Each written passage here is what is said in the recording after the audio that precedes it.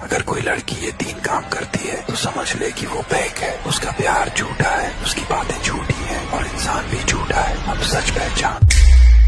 पहला red flag ये है कि वो सिर्फ अपनी प्रॉब्लम्स बताती है। जब भी उसे बात करनी होती है तो तुझे कॉल करती है और अपनी जिंदगी का रोना शुरू कर देती है। लेकिन जैसे ही तू अपनी प्रॉब्लम्स बताने लगे, अचानक उसे कोई काम याद आ जाता है, मम्मी बुला लेती है या फिर वो बहाना बनाकर फोन काट देती है। दूसरा रेड फ्लैग ये है कि जब तू कॉल करता है तो कहती है बिजी हूँ, काम कर रही हूँ, लेकिन जैसे ही तू इंस्टाग्राम या व्हाट्सएप खोलता है वो वहाँ एक्टिव मिल जाती है। तीसरा रेड फ्लैग ये है कि वो तेरे आइडियाज का मजाक उड़ाती है, तेरी सक्सेस को छोटा दिखाती है और तुझे रिस्पेक्ट नहीं देती। याद रख, जहाँ रिस्पेक्ट नहीं होती वहाँ प्यार भी नहीं होता। सच्चा प्यार दिल से रिस्पेक्ट देता है, दिखावे से नहीं। तो अब तू खुद डिसाइड कर, सिंप बनेगा या किंग बनेगा। और हाँ, कमेंट्स में बताना तुझे कब समझ आया कि तेरा प्यार फेक था। लड़की तुझे पसंद करती है या नहीं, बिना उससे पूछे कैसे पता करें?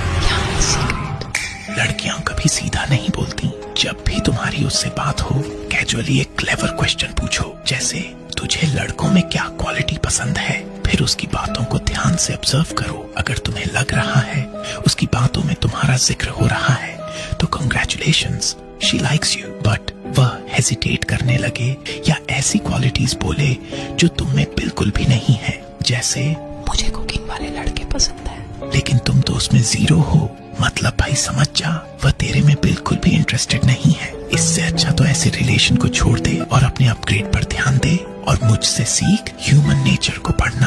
अब शायद फिर न मिले, अभी ज्वाइन करो और सीखो माइंड गेम्स। ये 3 सवाल एक लड़की को तुम्हारे पीछे आने पर मजबूर कर देंगे। नंबर 1, एक ऐसी चीज जो तुम किसी को नहीं बताती और तुम चाहती हो काश उसे कोई समझ पाता।